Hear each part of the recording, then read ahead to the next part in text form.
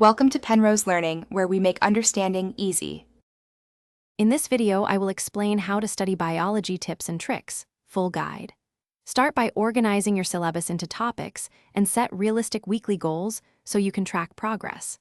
Prioritize core resources and skip distractions during study blocks. Use a timer for focused sessions and brief breaks. Keep materials ready and comfortable, and adjust your plan weekly to stay on track and motivated while learning complex biology concepts. Active study will change how much you retain, so practice testing often and honestly. Convert notes into questions and answer them without looking, then check accuracy.